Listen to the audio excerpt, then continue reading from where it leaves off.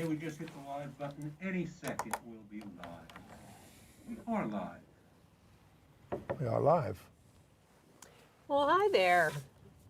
Everybody happy now? Are we all content? I've turned the sound off on my phone. Wow.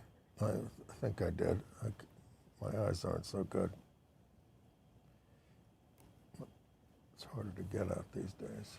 We will be running the Happy Days Are Here Again song just at a low level throughout the show. I didn't realize that FDR nominated Al Smith in 24. Before my time. But then he didn't get the nomination. He didn't until 28 when he lost. You're way ahead of me, Andy. Al Smith, who headed up Democrats for Alf Landon because he was pissed at FDR for not getting a You have only appointment. 10 seconds to keep talking like this. All right. Here we go.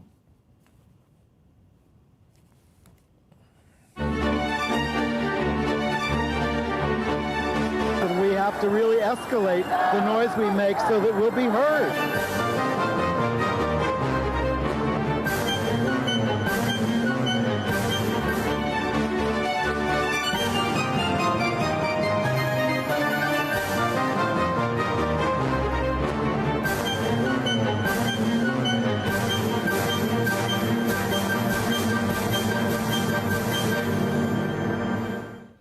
Welcome to Gay USA. I'm Andy Humm. I'm Ann Northrop. And My running mate. I've already done that. I don't need to do that again. That's right. Ann was a vice presidential candidate. On the ticket in Tennessee, came in like 20th. 20th in the country. Yes. Yes. Enough. No. Well, of course, and in the news this week, as you probably know by now, I should hope so. the Democratic vice presidential nominee, Governor Tim Walz, was once a high school teacher, football coach, and faculty advisor to his school's LGBTQ student group, but we're going to let Kamala Harris tell it. Now, it's my understanding that his name is pronounced Walz. Walz, didn't I say Walz? You sort of said Waltz, I think. No, I'm saying it's Walz. It is Walz. Let's go to the videotape. Too early. Second gentleman, Doug Emhoff, headlined a Fire Island Pines fundraiser for the Harris campaign. A record-setting one. Ron DeSantis keeps on losing court cases over his anti-LGBTQ laws in Florida. You'd think he'd get tired of that. But a Maine school board did a brilliant thing in reversing a discriminatory policy. We'll talk about the scandal at GLAAD. Shocking. A gay waiter in Kansas got no tip and was slurred on the receipt, but the bigoted customer paid a price. Gay Major League Baseball executive and former player Billy Beane has died at the age of 60. Really sad. 60. Leukemia. Amazing. Yeah. There have been multiple LGBTQ winners at the Olympics. We'll give you the latest on their medal totals and their place in the standings as a team, not just a fantasy team. But the right wing is taunting cisgender women boxers as men. They never quit. UK activist Peter Tatchell is honored at the National Portrait Gallery. We will remember an HIV/AIDS pioneer. And I'll give you my review of the provocative new film about gay sex work, Sebastian. Well, again, it's been a really crazy few days. Tim Walz. Tim Walz makes me happy. Let's look at the happy warriors. There they are in Philadelphia. Look at them. I mean, you don't see these kinds of expressions out of Glum and Glummer, Trump and Vance. Well, you occasionally see a sneer on the Trump's face. That's they say about it. they've never seen Trump laugh. Yeah. Well, I don't know about you. I remain cautiously optimistic. No one's perfect. I'm always waiting for the other shoe to drop, but I really think this was a a visionary choice by Harris. We all have a lot of work to do to make it happen in all parts of the country, but I'm happy to see the polls trending in the correct direction, including even in New York, where you expect to win anyway, but the lead is being expanded, which is encouraging, because that's encouraging for taking back the House. Because when it looked like Biden was going to be the nominee, people got depressed. And weren't doing anything except saying, I'll vote for him if I have to. And maybe not even that. But the energy that has been injected into this campaign by first Kamala Harris and now Tim Walz is astonishing. So they go to Philadelphia for this rally where Vice President Harris introduces Mr. Walz, Governor Walz, and here is what one of the things she chose to say about him.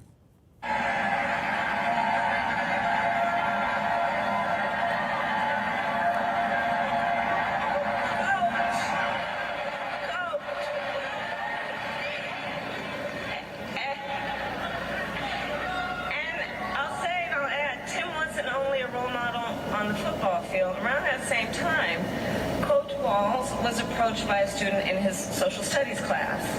The young man was one of the first openly gay students at the school and was hoping to start a gay-straight alliance. At a time when acceptance was difficult to find for LGBTQ students, Tim knew the signal that it would send to have a football coach get involved.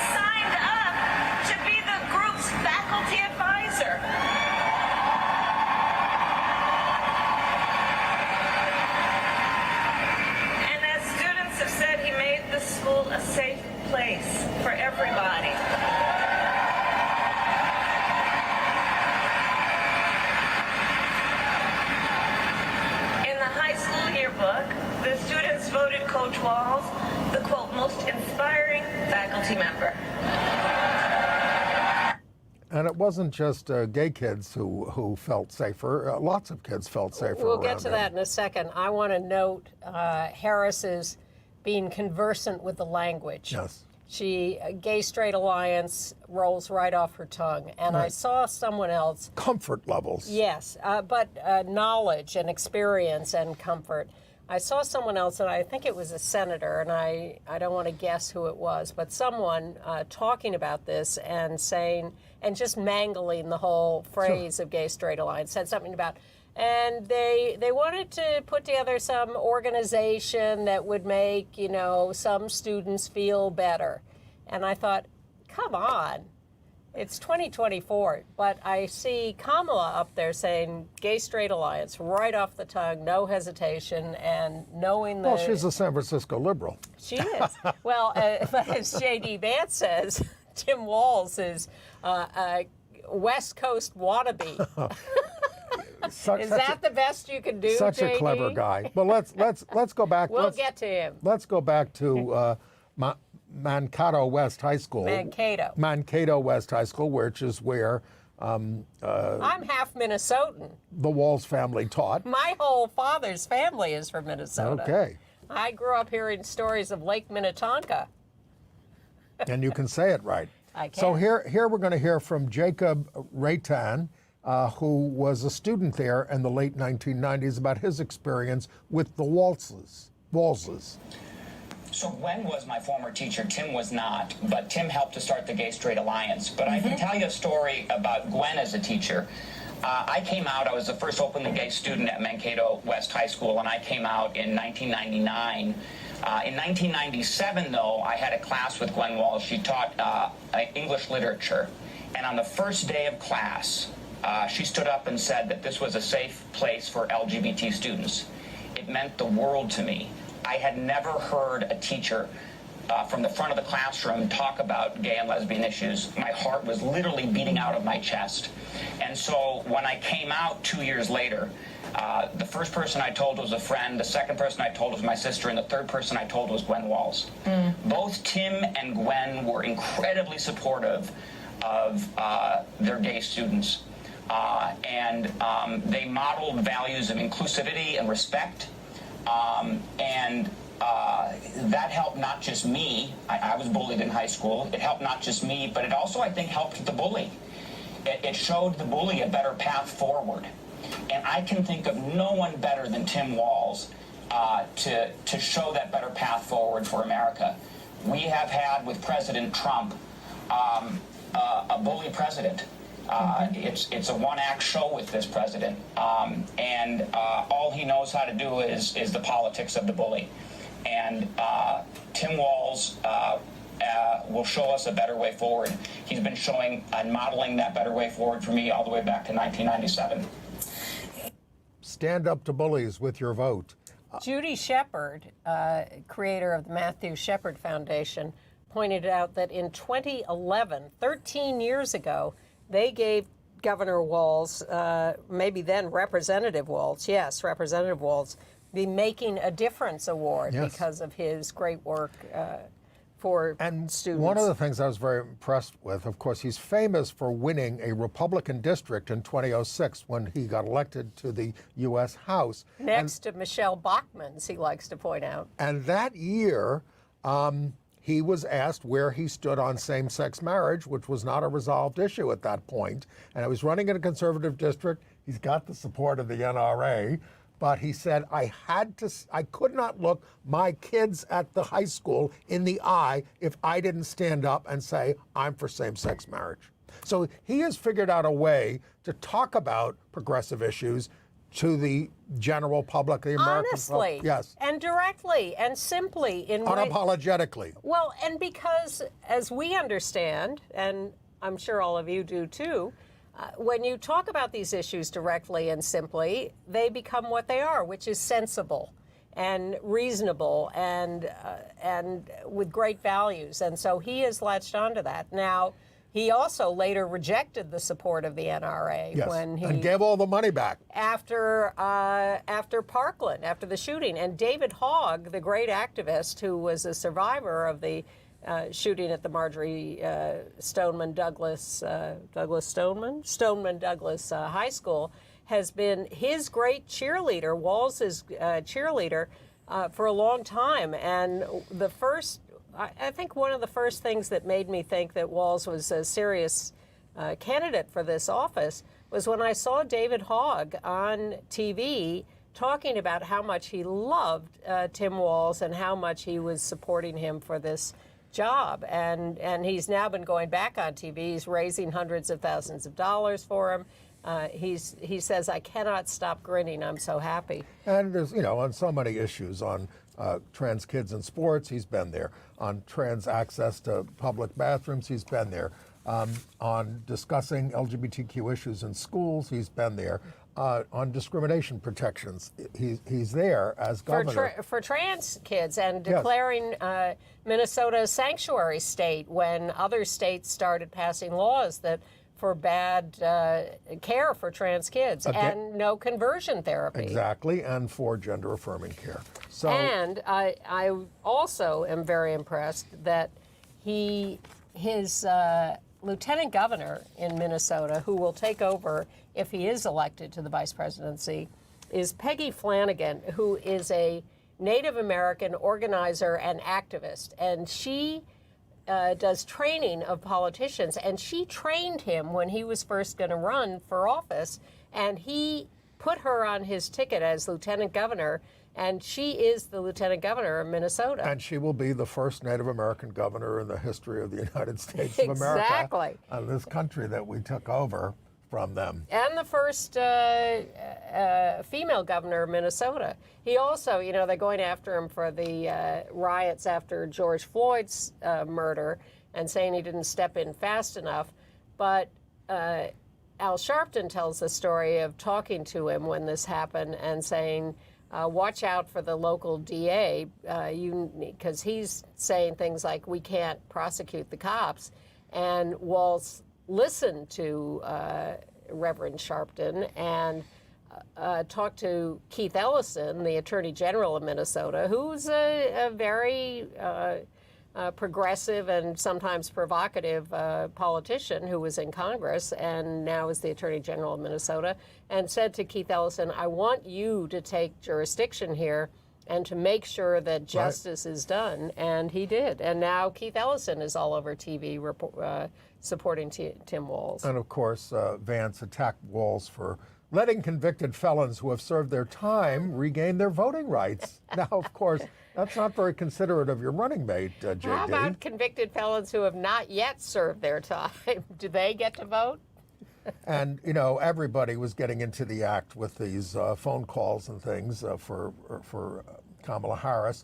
But the oldest, and there were seniors doing it this weekend, but former President Jimmy Carter says, there's a picture of him at his wife's funeral, says his fondest wish is to get to vote for Kamala Harris. He turns 100 on October 1st. Early voting starts in Georgia on October 15th. He won the Nobel Prize in 2002. He's been in hospice care since February 2023, which is kind of a record. You're only supposed to go into hospice care for a if month. You're within 6 It's months. within 6 months, yes. but, you know. Yeah. Well, my fear is that now Trump is going to say, oh, sure, they're going to let Jimmy Carter vote, and then he'll be dead before the election. And once again, the Democrats will be having dead people vote. Well, that's just my well, little thing. and let's not forget our president, Joe Biden. He had a great week of getting the hostages out of Russia, but he had a brief exchange with reporters after he went to the funeral of Sheila Jackson Lee in Texas and celebrating the 60th anniversary of the Civil Rights Act as well. And he was asked about his legacy, and he spoke about a bunch of issues, including LGBTQ rights. He said, I'm really proud of my position. I was the first guy to come out for gay marriage. Well, he says, remember that little problem with the Obama administration? Yes, a little dig at Barack there Yes. for getting him out, pushing Yes. him aside, I think. Yes, I think so. And he may never speak to Pelosi again. I know. And one more note about... But we love him. For what he did. With reservations, but I'll never forgive him for Anita Hill and Clarence Thomas. But Kamala, another He thing. didn't vote for Clarence Thomas. He didn't handle the hearings well. He was running the Judiciary Committee hearings and didn't let Anita Hill testify as she should have. I agree. And he talked about what a pal Clarence Thomas was. God. But Kamala, a year ago, was in Ghana on a diplomatic mission as the vice president, expected to discuss a lot of trade issues and stuff. And she gets up at a press conference with the president of Ghana, and the press says, so what about this bill that's working its way through the parliament in Ghana about criminalizing homosexuality and imposing the death penalty or whatever? And she doesn't duck it. She says, I think it's terrible. We totally disagree with Ghana on this, and this should not happen. And it delayed passage of the bill. Eventually it passed. Yeah.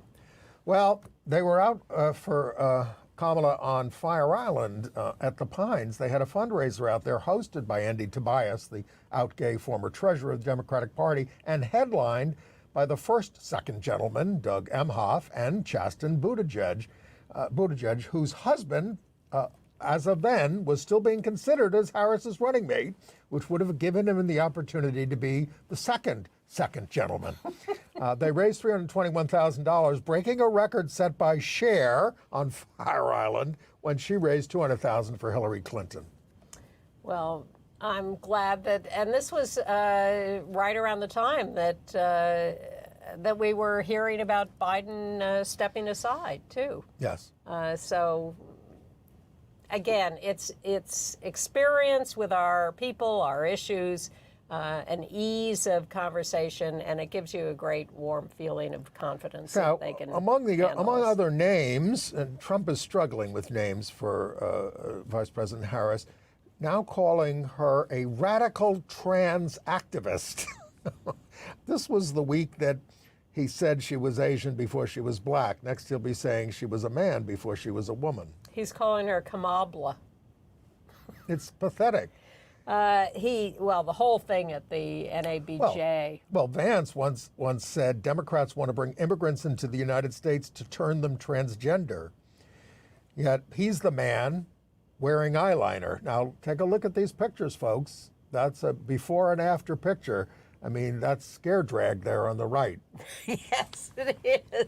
That's what it is. Well, he's scary on every single point. Oh, my God. And more and more of his writings and his texts and emails are coming out. And I read something this week where he talks about the problem with the Republicans is when they get power, they don't use it strongly enough. They should be crushing everybody. He worships people like Franco in Spain. Still dead. Yes. Pinochet in Chile. These are their role models, of course, Orban in Hungary. But these dictators, these are the ones who know how to use power and kill people.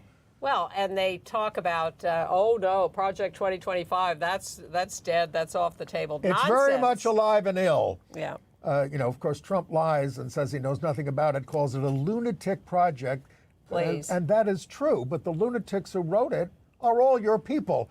31 of the 38 people responsible for the project served in the Trump's first administration. And they're going to serve in the next one, and they're going to be hiring all the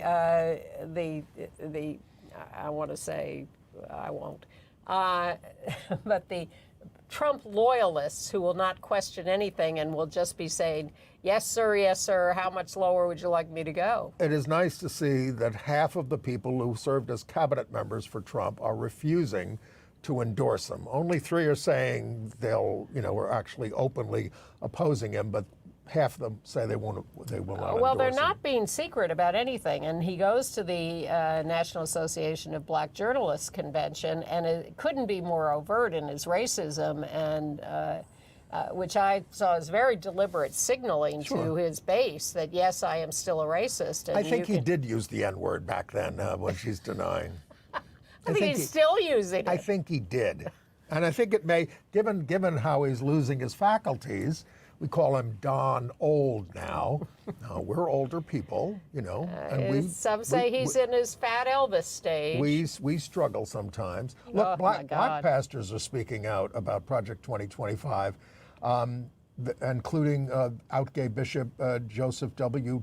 Tolton, who said Dominionist Christians are waging a war against black bodies, resources, and the claim of reparations. And it goes on and on. So they're all getting together on this. I am thrilled at the extent to which this conversation is out in the public, and the Trump and Vance team are revealing Yes, themselves. but every time the New York Times writes about it, which Mr. Trump says he has nothing to do with, Mr. Trump, is trying to distance himself from. Yeah. Don't let him. We're not letting him here on Gay USA. I'm getting very fed up with the New York Times. All More later. Okay, enough on the Trump, Vance, Harris, Walls. Yeah, other politics. Okay, slipped my attention, but out Colorado Governor Jared Polis, here with Kamala Harris, is the new chair of the National Governors Association. Yeah, that happened about a month ago. That's a breakthrough. He also made a crack about, well, if she's looking for a gay, balding Jew to be the vice president, here I am. Yeah. Well, he's also a dad and a husband. He would be a great vice president. And he has been a viewer of the show over the years. We were told. Well, I think he's doing a great job in Colorado, and they have just failed to, the right wing has failed to get enough signatures to put 30 anti-trans referenda on the November ballot in Colorado. They must be getting lazy. They leave the Trump rallies early. Yes, they do. They get me out of here. He talks for 90 minutes. Well, I thought the I couldn't do an hour without Ann here, or Marin, or Chris Cooper. And Marin's here next week. You're off, and Marin will be here next week. Shapiro, Harris, and Walls each spoke for about 20 minutes yesterday, and I thought that was a little long. No, but that's what you got to do. 10 would be better. Less is more. Yeah. Now, we only do the show once a week, so we give you 58 minutes. Yeah. Now, let's go over some of the, we had some primaries this week in Washington State. Out Emily Randall won the primary for a U.S. House seat in the 6th District. She would be the first out LGBTQ Latina elected to the House if she wins in November. She's currently a state senator in Washington, and the Victory Fund is behind her. That's one of their things, little posters. The Victory Fund is the organization that supports exclusively LGBTQ candidates. And I think they do a great job. So. They're technically nonpartisan, but they've almost got I think they don't have any Republicans to support anymore. Over the years, they did in the past, sure. Steve Gunderson, well, maybe. Sure. Yeah. Republicans used to be, some Republicans used to be different. It's not that we don't want them, it's just that they don't make themselves appealing. Right. So other Victory Fund candidates have been winning primaries in the last week. They're winning primaries for many different offices all across the United States. In Arizona, you've got 3 to tell you about. Annalise Ortiz for the Arizona State Senate, switching to Oscar de los Santos for the Arizona State House, and Lupe Conchas for Glendale City Council. They won contested primaries and pulled off big wins. So if you want to see what LGBTQ candidates are running in your area that you might be inclined to help, or anywhere in the United States, check out victoryfund.org and get educated on all these people. I'll put that on the show note, and if you want to get our emails, go to gayusatv.org and sign up. And these people are important in office. We talked last week about the Senate passing the Kids Online Safety Act, which we were leery of because we fear it would allow censorship of LGBTQ material online. Yeah. Well, the House killed it. It turns out it was a Marsha Blackburn bill. There's enough to the Tennessee senator, who is scary. Very, very far right. Yeah, so there's your indication of. And I was encouraged to see a poll about New York that our ERA, which would cover sexual orientation and gender identity, sex, of course, primarily, and reproductive rights, is now winning in the polls 60-32. But there will be a right-wing campaign against it that you're going to see in New York, saying it's all about trans rights. So watch out. In other state news, in Alabama, we thought we had a great victory.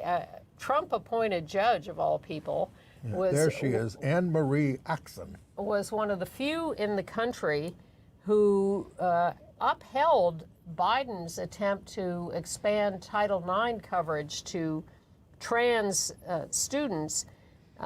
And students and parents and teachers had showed up to testify about this. I'm sorry, I'm looking at the wrong story. Well, it's harassment against LGBTQ students, you know. So the judge was quite adamant, wrote a very fierce opinion about 122 pages. about how wrong discrimination was and how right Biden was to expand these protections. But within moments, the Court of Appeals above her overruled her and said the Biden rules better news in cannot go into Ohio. effect. An Ohio school district has the right to enforce its trans-inclusive anti-bullying policy, according to a decision handed down by the 6th U.S. Circuit Court of Appeals in a 2-1 decision in Olentangy Local School District. Their anti-bullying policy says it does not violate the First Amendment. Well, I assume this is a different Ohio court, lifted an injunction on an anti-trans bill. The trans plaintiffs in that case will appeal. In Louisiana, Governor Jeff Landry has a suggestion for parents who don't believe the Ten Commandments should be displayed in the classrooms, public school classrooms. Tell your child not to look at them. Wow. And then Florida, Ron DeSantis keeps on losing. Federal judge overturned Florida's restrictions on gender-affirming care for state employees, referring to the insurance program in the state as facially discriminatory. So that was a great victory. Oh, that's nice. But in Utah, the state has announced a ban on 13 books from school classrooms and libraries. The new law there says, I'll get to that in 1 second, says that if a book has been banned in a certain number of districts or counties, then the statewide ban goes into effect. When are they going to start having bonfires with these books? Very soon, I'm sure. One of the banned 13, aside from a Judy Blume book, and is a book called Tilt by Ellen Hopkins, and it's the story of teenagers facing various issues in their lives, including 2 teen boys who have a romance. One of them is HIV positive, and that's just too much for Utah. That's banned. Isn't there something in the Book of Mormon we could object to? I haven't read the Book of Mormon. I saw the play, though. I saw the musical, though. I do watch The Real Housewives of Salt Lake City. I'm sure they will be outraged by this in the next season. The Massachusetts Senate voted unanimously. No, there's some Republicans there. They voted unanimously for a bill to add protections for LGBTQ parents and families. It's called the Massachusetts Parentage Act, which increases protection for queer families that use surrogacy and assisted reproduction. So all that's, it changes terms. Instead of mothers and fathers, it removes things like that. It takes out terms like out of wedlock pregnancy. And of course, their lesbian governor, Maura Healey, said she will sign the bill.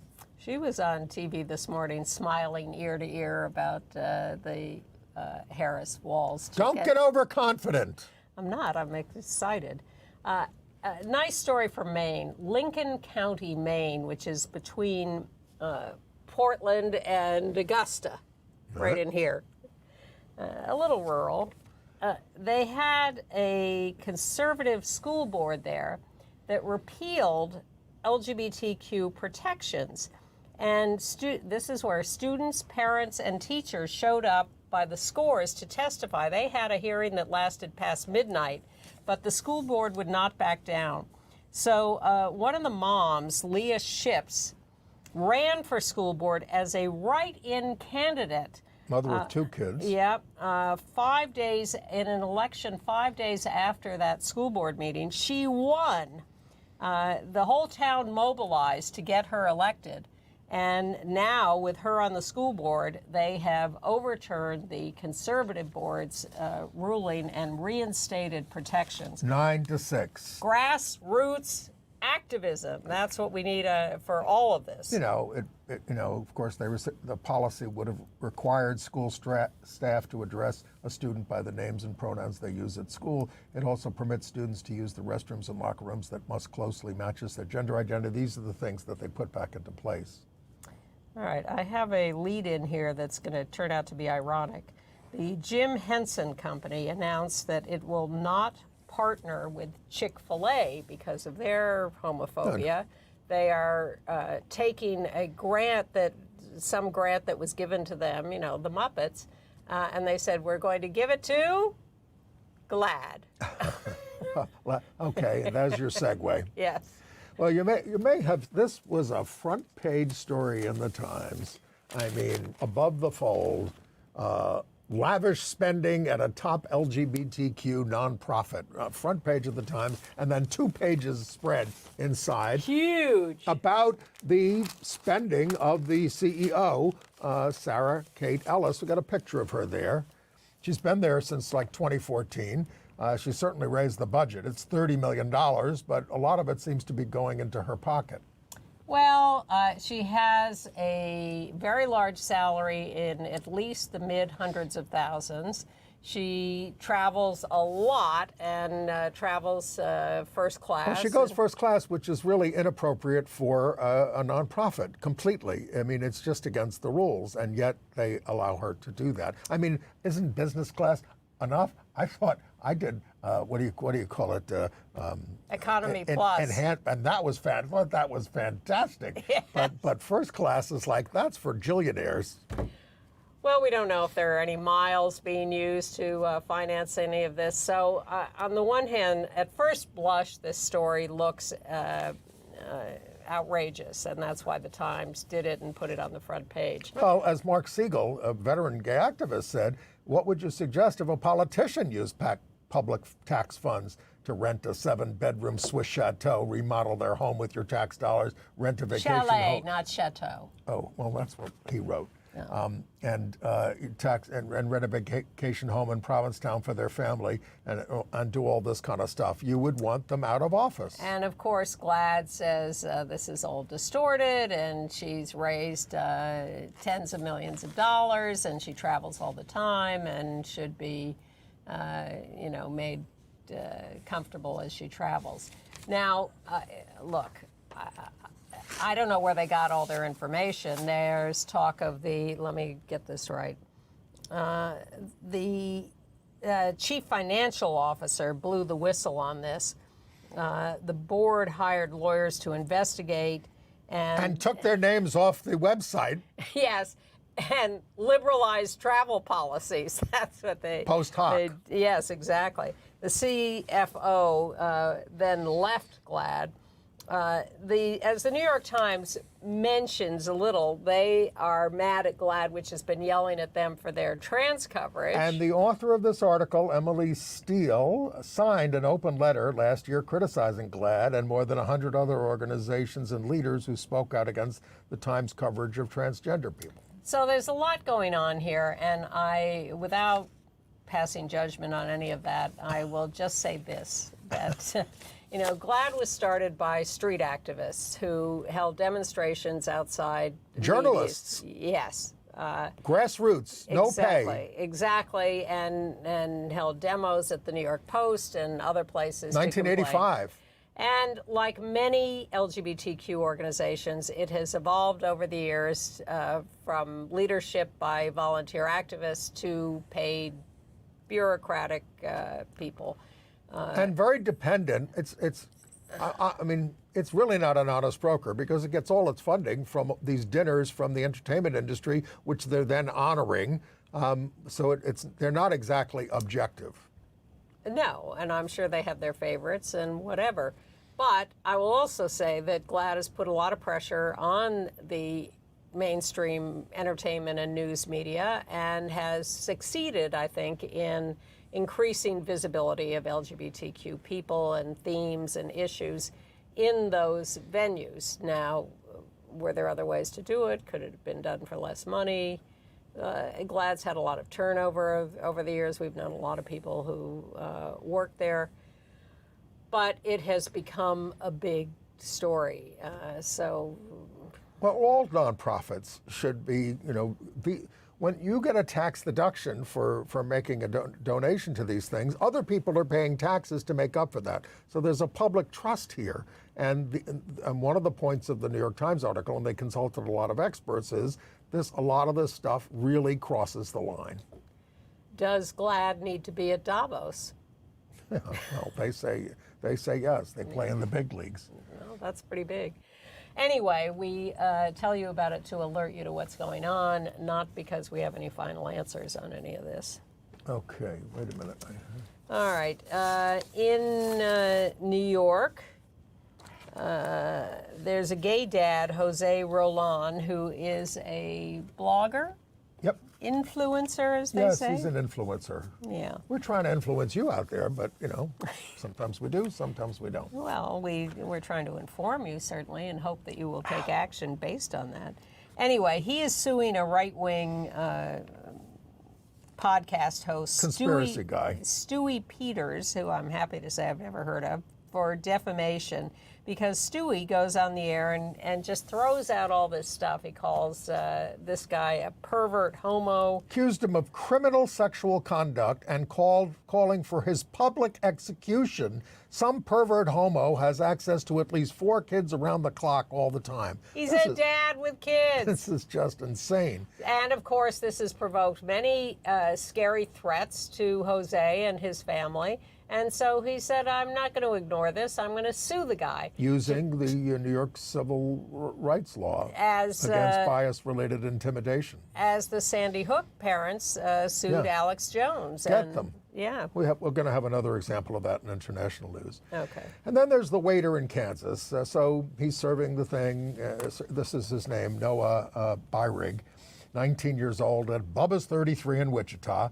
So these guys, he hears these guys kind of laughing at him. He's got painted nails, so what? And when he gets the check, there's nothing written for the tip other than FAG. And so he posts this, as a friend of his posts this online, and the customer got really, laid into by people. They found out who he was. He apologized. He said, "Oh, I'm sorry. It was really about bad service. I mean, this guy's just a." But so Noah does a sort of a GoFundMe kind of yeah, thing? they do a GoFundMe thing, and he's raised a ton of money, at which he says he's giving to. Glisten. That's what he's doing. Thousands of dollars were raised. Glisten, the inventor of gay-straight alliances. And Bubba's 33, this little restaurant in Wichita, is matching the donation to Glisten. Good for you, Bubba 33. Thank you. So some good has come out of an ugly incident. Okay. Be nice to your waiters, They can spit in your food.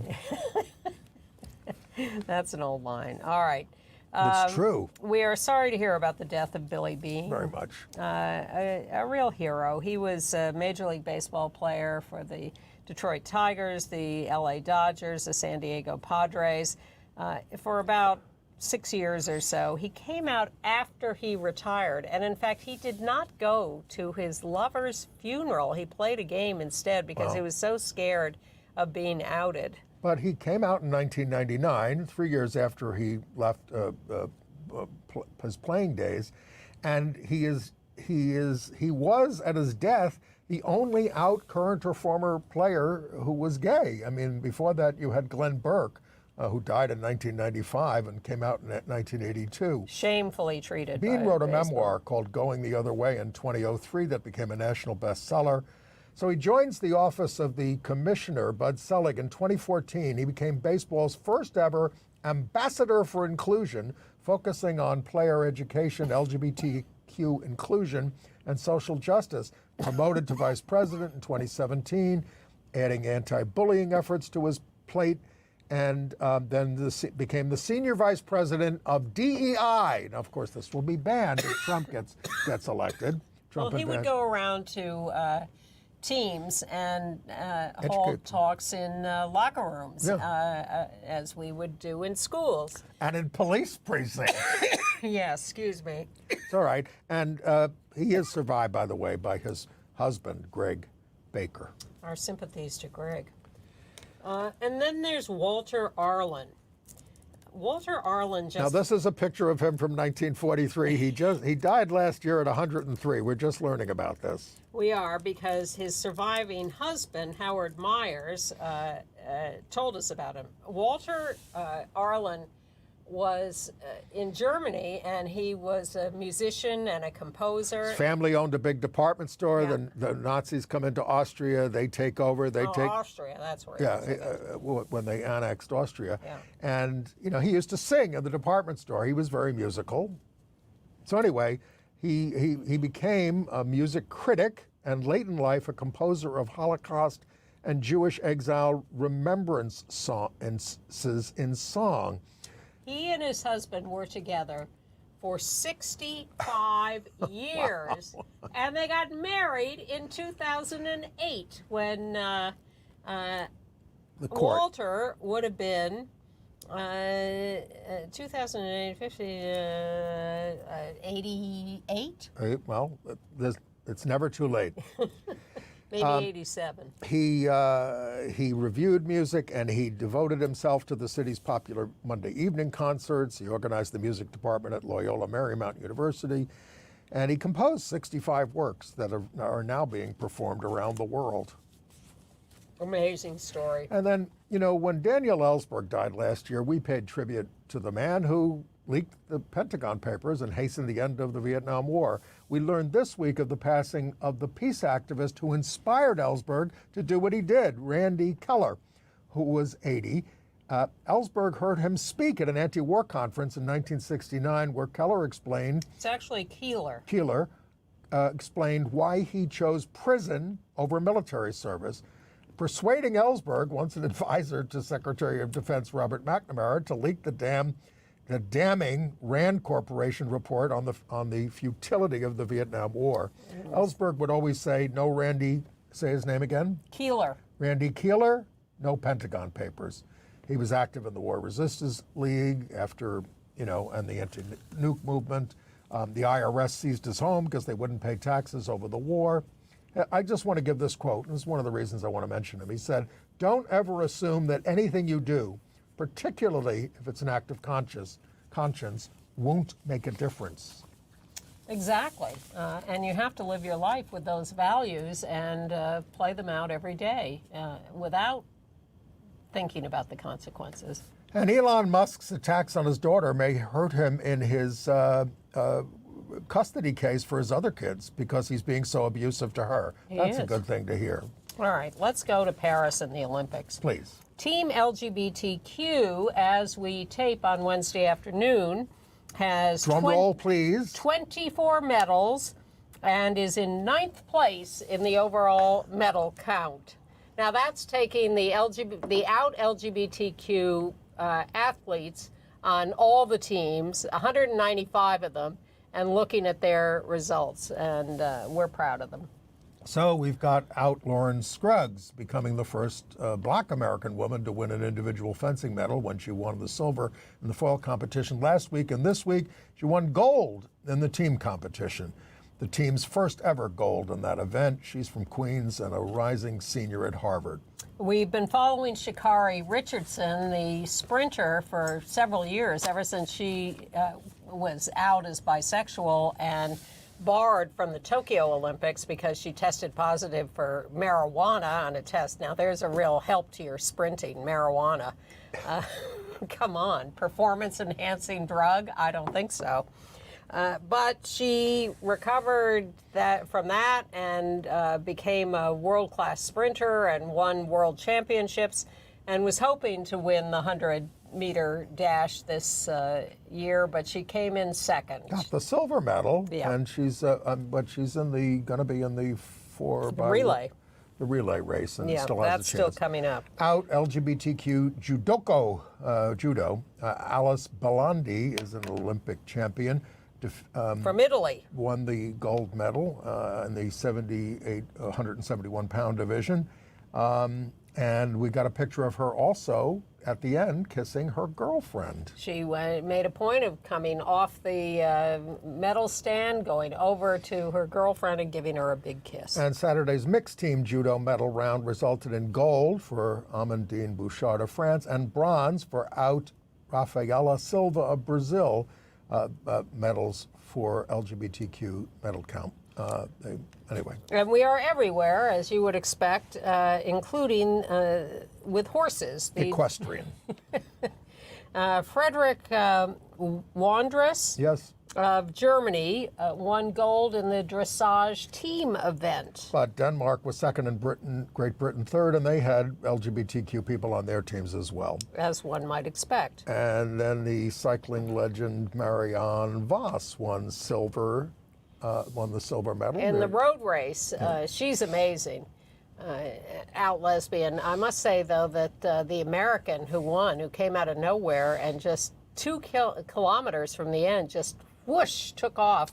That's very unusual in road racing. And before we get into the controversy over boxing, the out lesbian boxer Cindy Ngamba won the medal for the refugee team. They do have a refugee team, a separate team. It's the first such medal for someone from the refugee team. She was originally from Cameroon. She has taken refuge in the UK, where she now lives, and won that medal. And then we're always telling you about the right wing losing their minds over gender. And of course, that's it's become a dominant story at the Olympics over these boxers who are women. They were born women. Isn't this what you want in the right wing? You will have to go by your birth certificate. That's their birth certificate. These are cisgendered women, and then they're complaining that there was once this sort of Russian-dominated boxing commission. The International Boxing Association, which is an illegitimate organization, which was totally under the thumb of the Russians and virulently anti-LGBTQ, and has been thrown out of world sports by the International Olympic Committee. It's aligned with Russia's anti-LGBTQ policies, right? And they call the head of the IOC, Thomas Bach, one of IOC's chief sodomites. I mean, this is the way they talk. These are thugs. And yet, of course, the right wing are lining up behind them, from Fox News to Donald Trump to everybody. J.D. Vance, J.K. And they are torturing Rowling, these women. Prime Minister Meloni of Italy, and Martina Navratilova. No. Yes. Oh, God. Yes. Martina, do some research, for God's sakes. Yes. Imani Khalif is also, there she is. She is a UN ambassador in her country of Algeria, where homosexuality is outlawed, and certainly transsexuality.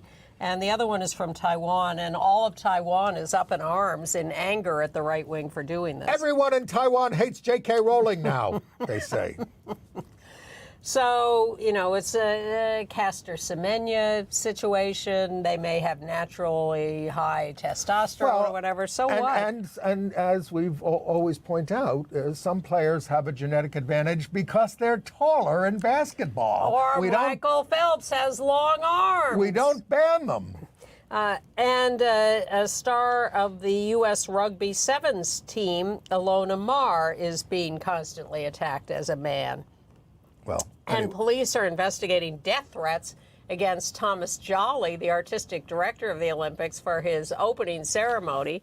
And now he's got the closing ceremony coming up on Sunday. We'll see what that produces. I can't wait to see that. Well, you know, the French DJ Butch, Barbara Butch, who was attacked because she was in that tableau that everybody misinterpreted. Not everybody, but people misinterpreted as the Last Supper. She's suing over this. Because she's been called a pedo.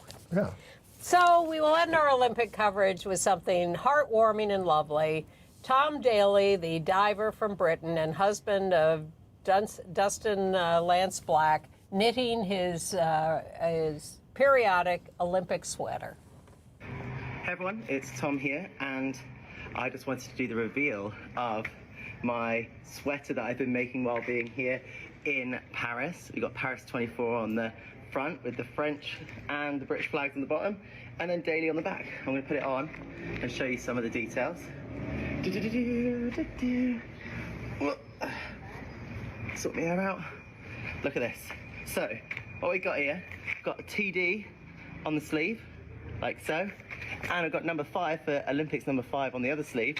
And this was done with Intarsia, so looking inside, it looks wild and crazy, but that's how you do colour work. And then the collar, it's just got like a nice little red and white stripe. I went with the red, white and blue theme. And then Daley on the back.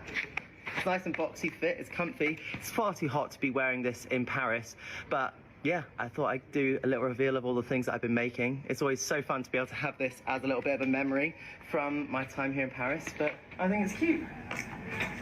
What do you think? I think you're very cute, Tom. And he 5 Olympics, amazing. Well, yes, he was there as a child, and he was asked if he was going to play in 2008 and in Los Angeles, and he said, "I don't know." 2028. 2028, and he said, "I don't know in what capacity. Anything can happen in 4 years. I'm an old man already. I'll be 34 then, so we'll see." Well, let's look at another old man. And by the way, Nikki Dahl, did we say? Yes. Yes, we did. Okay. Peter Tatchell. Okay, and Peter is been honored with a portrait at the National Portrait Gallery in London. There it is, showing him sporting a rainbow tie. This one painted by Sarah Jane Moon, now on display. Peter's now 72. He's experienced more than 300 violent assaults in the course of his human rights work, has been arrested more than 100 times, and is the subject of the Netflix documentary Hating Peter Tatchell. As for the painting, he says he loves the bold, expressive, joyful style, which reflects the spirit of his campaigns. Originally from Australia, he moved from Melbourne to the UK at 19. Yes. And by the way, we talk about all the arguing over care for trans kids in the UK. There's now a waiting list of 5,700 kids for gender care in the UK as private clinics replace the NHS. And that woman who wrote the study, which made them stop the puberty, Hilary Cass, she says, "Oh, this has significant implications for children and their families." You think?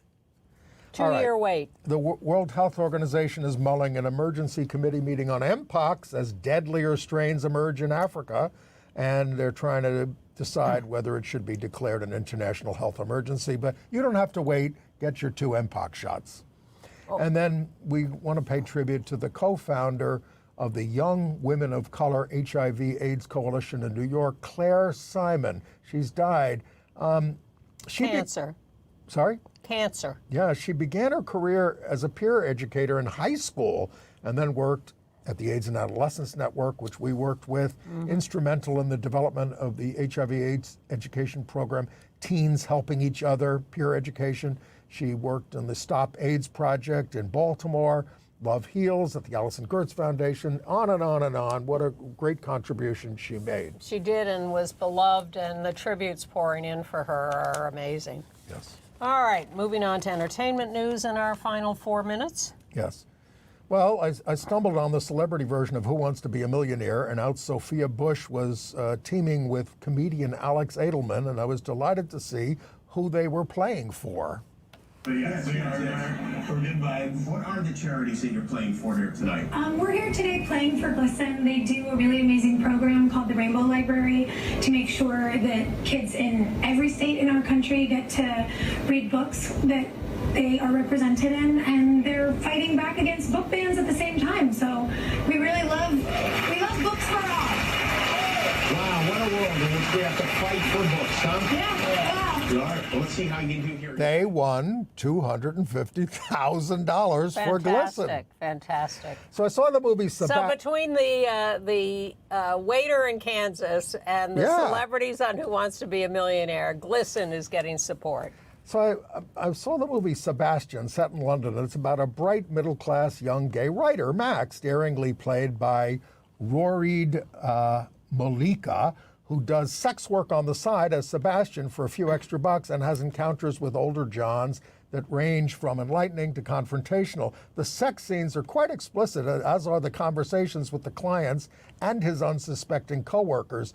But he decides to turn this into a novel, and that's sort of the core of the movie, of how he's doing this writing project based on this, and nobody knows that it's based on his real experiences. So I'd highly recommend it, directed by Miko Michaela. It's at the IFC in New York, and check your local listings. And Chris Cooper tells me that House of the Dragon, finishing up its second season, got even more lesbianic at the end.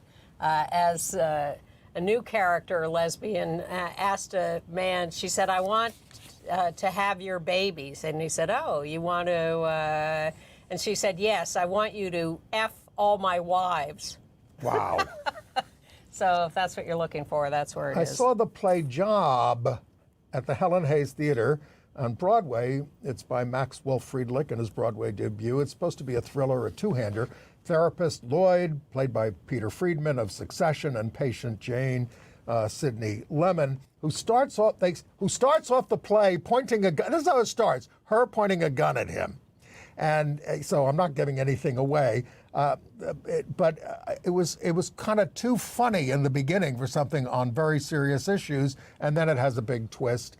But I can't tell you what happened at the end because even I don't know. Even though I stayed through the curtain call. So it's a mixed bag, 80 minutes. Saturday Night Live is losing a couple of its LGBTQ players. Punky Johnson, out black lesbian, quit. She said she was asked to change her hair, stop working out, and be less buff. That's her on the right. She's been there since 2020. And Molly Kearney on the left was the first non-binary cast member at Saturday Night Live, and she's out too. She'd been there for a couple of years. But good news, Emily in Paris, we'll end with Paris, is coming back for its fourth season. First 5 episodes drop next week, August 15th. They take a little detour to Italy. And I highly recommend the Elizabeth Taylor documentary. Yeah, I saw it too. It was pretty terrific. And well, of course, she was a lot of her friendships with gay men over the years. She said. And AIDS work. Yes, they wouldn't come on. And husbands. All right, enough. More of this next week, but without Andy. He's going to be off for a week, and Marin will be here. See you then. See you. Bye.